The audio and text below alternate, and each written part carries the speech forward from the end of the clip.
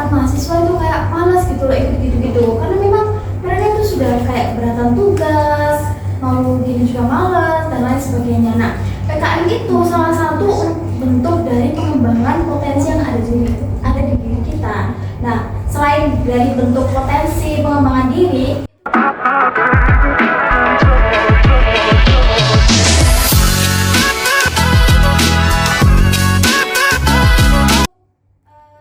Assalamualaikum warahmatullahi wabarakatuh. Kembali lagi di podcast Himars. Nah, oke guys, kita sekarang udah sama bintang tamu yang kedua, yaitu dari program Kampus Merdeka, yaitu program kreativitas mahasiswa. Tepuk tangan dong. Nah, ini boleh dong diperkenalin dulu namanya.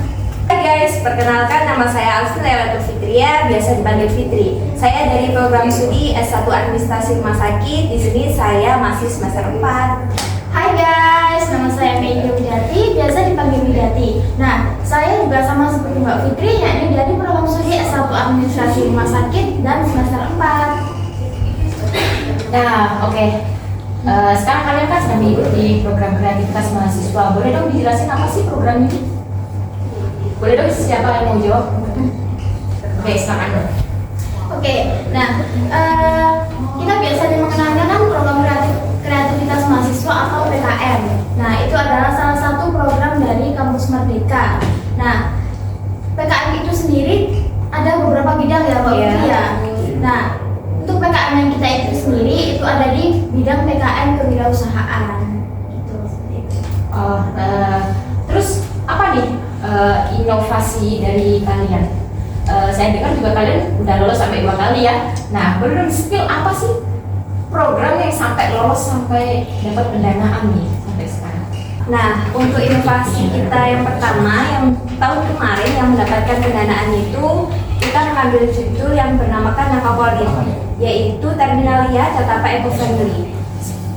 Pemanfaatan daun ketapang sebagai tinta whiteboard yang ramah lingkungan. Lalu yang tahun sekarang yang mendapatkan pendanaan itu kemarin apa Mbak judulnya? Nah, untuk inovasi pada tahun ini kita mengambil tema yakni kolagenana atau inovasi masker wajah alami dari jantung pisang sebagai stimulan kolagen untuk peremajaan kulit wajah. Oke. Nah, tentang proses dari kalian pendaftaran sampai sekarang gitu ya, hambatan apa sih yang biasanya terjadi gitu dalam PKM ini? Oke, izin jawab. Untuk hambatannya mungkin kita lebih sering ke pembuatan proposalnya. Itu kan memang kalau di panduannya kan memang agak ribet ya. Jadi kalau misalnya ada salah sedikit gitu di proposalnya, kita bisa aja nggak lolos. Nah, mungkin dari hambatan yang dari bidang tadi pasti ada plusnya kan? Nah, itu dari plus yang didapat dari mengikuti program PKI ini apa sih? Kalau dari saya sendiri, plusnya itu kita bisa mendapatkan konversi dari kegiatan kita. Jadi kegiatan kita, misal saya kan kewirausahaan PKM-nya, besok itu bisa dikonversi ke mata kuliah yang selinier dengan mata kuliah kewirausahaan. Nah, untuk Mbak Widati sendiri apa nih nilai plusnya dari mengikuti program ini? Nah, untuk nilai plusnya dari saya sendiri itu kita mendapatkan banyak sekali ilmu ya. Maksudnya ternyata sumber daya alam yang ada di lingkungan kita itu tuh bisa kita inovasikan atau kita bisa jadikan sebagai sesuatu hal yang bernilai jual gitu loh. Kalau menurut sisi saya. Oh iya, berarti dari program PKM ini tuh jangan menganggap nilai mungkin yang nggak ada gunanya itu emang udah nggak bisa diapa-apain. Padahal itu sebenarnya tuh udah ada gitu, sudah bisa dibuat buat inovasi yang lebih kreatif, lebih ramah lingkungan, bisa dimanfaatkan lagi dari program PKM ini gitu ya. Iya, betul, Mbak. Berapa kelompok sih? Ada berapa orang dalam satu kelompok? Nah, untuk kegiatan program kreativitas mahasiswa ini, satu kelompoknya itu maksimal itu kalau nggak salah ada 6 orang. Satu kelompok itu terdiri dari 1 ketua dan 5 anggota maksimalnya dan 1 dosen pembimbing gitu. Oke. Nah, tentang PKM ini kalian kan berkelompok gitu kan? Iya. Biasanya satu kelompok mendapat 5 orang, 6 orang. Iya. pernah nggak sih dapat konflik sama teman sendiri kayak dia diem aja atau gimana cuma nama doang? Gitu gimana sih? Kalau saya sendiri dari pengalaman kemarin karena saya sebagai ketua kelompoknya itu lebih pinter-pinter membuat apa ya alurnya. Jadi kita membuat porsi anak ini bagian ini bagian ini. Jadi kita saling membalur, tidak ada yang satu mengerjakan ini sendiri gitu sih Kak. Manajemen berarti harus ini ya, Iya. manajemen kelompok juga sama orang-orang juga harus ini ya. Iya. Nggak boleh cuma hidup nanti malah stuck, malah nggak jadi dong. Iya. Nah, kalian kan udah 2 kali nih sampai lulus pendanaan. Kasih tahu dong trik buat bisa lolos sampai pendanaan. Dan 2 kali pasti pengalaman juga udah banyak dong. Nah, bisa dong di-spill buat mahasiswa yang lain biar bisa lolos pendanaan. Oke, izin jawab ya Mbak ya. Kalau triknya sendiri itu mungkin kita lebih harus sama kayak panduannya gitu loh. Karena mungkin dari pusatnya itu tuh hanya berpatokan dengan panduan. Nah, selain panduan kita harus memperhatikan juga isinya itu tadi.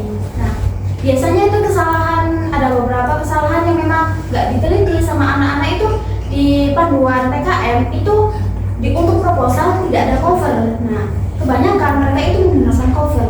Itu yang paling banyak banget salahnya. Monggo Mbak Fitri, barangkali mau menambahi.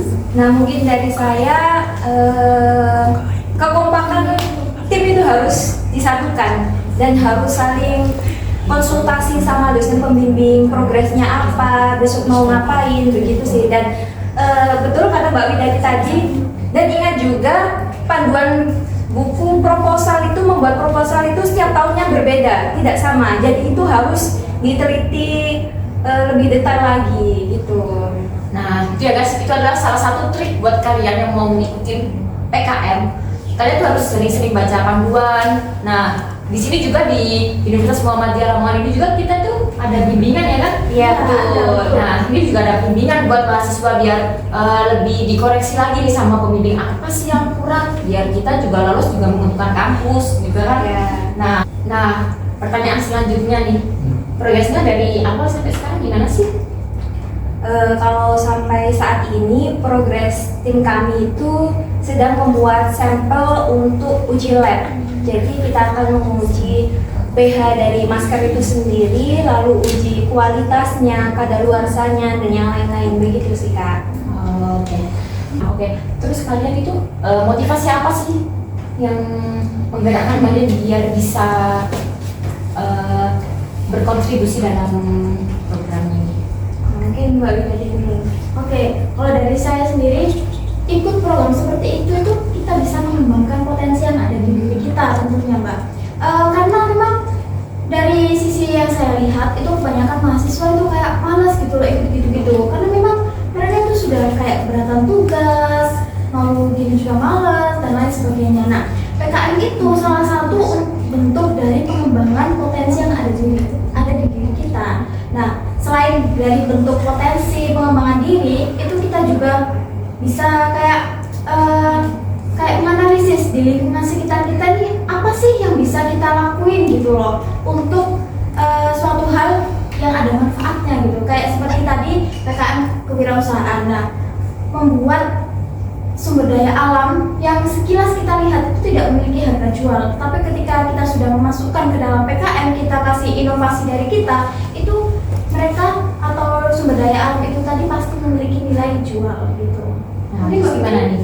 Nah, kalau saya sendiri motivasinya itu saya menanamkan pada diri saya sendiri bahwa apapun itu harus dicoba, meskipun ada akhirnya pasti resikonya ada gagal. Tapi kegagalan itu jangan dijadikan keterpurukan di hati kita. Jadikan motivasi bahwa kalau kita sudah gagal berarti porsi kegagalan kita itu sudah berkurang, begitu sih kalau saya. Oke. Nah, mungkin dari pengalaman mengikuti PKM ini dari yang pertama sampai sekarang, pengalaman yang berharga banget bisa ikut dan lolos pendanaan sampai 2 kali ya kan? Sampai 2 kali itu apa sih yang pengalaman ini berharga banget buat mungkin esok lah, atau kita biar bisa sharing sama adik-adik kelas yang lain, atau kita bisa sharing nanti kalau kita punya anak juga kamu harus ini ya. Nah, itu gimana tuh? pengalaman yang kita dapat itu sangat banyak banget lah. Mulai dari pengalaman cara manajemen diri kita, manajemen kelompok, cara kita kayak apa namanya mengolah sumber daya alam itu tadi. Itu kalau di kemudian hari itu memang sangat berharga Mbak, pengalaman-pengalaman seperti itu. Nah, ibaratkan itu juga kita itu harus bisa memanajemen diri kita sendiri, baru kita bisa memanajemen orang lain. Nah, itu sih poin pentingnya sih ya. Poin pentingnya itu. Ya, gitu. Mungkin bisa Dan mungkin saya bisa nambahkan apa ya, kita itu bisa menjadi kebanggaan karena ini kan mewakili kampus ya Kak. Kan kampus itu diberikan kuota dan kuotanya yang lolos ke Sibel Mawa itu nggak banyak, dan kita kan itu berarti menjadi apa ya, yang berarti kayak mahasiswa belum tentu dapat ya. ya gitulah. Jadi suatu kebanggaan sendiri buat kita, buat tim kita gitu. Soalnya kan belum tentu ya mahasiswa yang lain itu bisa dapat kesempatan kayak Mbak Fitri sama Mbak Widati gitu ya, sampai 2 kali lolos pendanaan. Nah, program ini tuh fleksibel atau sangat memakan waktu buat kalian ngerjain tugas kuliah yang lain atau gimana sih? Kalau dari tim kami itu gimana ya? Fleksibel iya. Kalau memakan tugas juga kadang iya sih, tapi manajemen waktunya aja sih yang perlu dikuatkan di situ. Ketika kita hari ini ada kuliah, berarti kita stop dulu lah, besok dilanjutin. Yang penting itu deadline, tidak sampai deadline kita sudah selesai gitu. Nah, ini berarti cocok banget ya buat mahasiswa-mahasiswa yang mau mengikuti program Kampus Merdeka yang sekiranya dia itu mau di kampus aja lah. Nah, ya kan soalnya kan ini kan lebih fleksibel gitu ya, di rumah terus juga sama kelompok. Nah, yang mau ikut tapi kayak yang misalnya yang tadi kayak episode kemarin kan studi independen. Nah, itu kan kita sendiri gitu kan. Nah, sedangkan ini kan fleksibel, kita punya kelompok. Kalau misal kita dapat masalah dari program ini sendiri atau kita nangkep hambatan atau apa yang dari luar, kita tuh bisa hadapi sama-sama. Jadi kita nggak takut gitu buat ikutin program ini. Iya, cocok banget Kak buat apa namanya para mahasiswa yang ingin mengembangin dirinya dan nggak mau sendiri, ibaratkan gitu. Oke, kasih dong pesan dan semangat untuk memotivasi para teman-teman mahasiswa biar berani ikut dalam program kreativitas mahasiswa, biar lolos pendanaan seperti kalian nih sampai 2 kali. Masya Allah. Oke teman-teman, pesan dari saya, kegiatan kampus itu sangat banyak sekali, kegiatan Kemendikbudristek itu sangat banyak sekali. Jadi kalau ada kesempatan, cobalah teman-teman untuk ikut dalam program tersebut ya.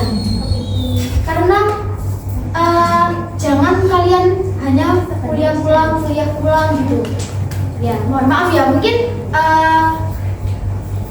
banyak kali ya mahasiswa yang ya udahlah kuliah tapi kuliah ya yang penting kuliah gitu, yang penting lulus, nggak pernah ikut program atau nggak pernah ikut organisasi dan lain sebagainya. Karena apa teman-teman, gitu loh, cobalah kalian hidup untuk melawan arus, jangan mengikuti arus terus gitu.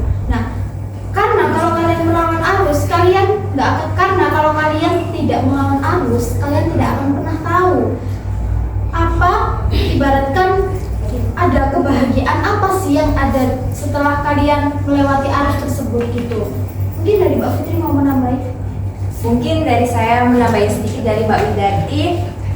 Jangan pernah takut untuk mencoba dan keluarlah dari zona nyaman. Seperti yang dikatakan oleh Mbak Widati tadi, harus melawan arus karena kesempatan itu tidak datang 2 kali, tapi kesempatan datang pada orang yang mau mengambil kesempatan. Ataupun kalau kalian tidak mau keluar dari zona nyaman, cobalah kalian untuk memperluas zona nyaman tersebut. Gitu teman-teman semuanya. Nah, oke, buat teman-teman mahasiswa nih yang masih kuliah pulang, cuma mager aja, cuma diam diri aja, cuma gitu-gitu doang di kampus. Cobalah kalian mengikuti programnya Kampus Merdeka. Banyak banget loh programnya, seperti yang udah di kemarin episode yang ke-1 yaitu ada studi independen dan sekarang yang PKM. Semua program dari Kampus Merdeka mempunyai benefit dan keuntungan yang luar biasa. Nah, oke, baik. Terima kasih ya sudah datang ke sini.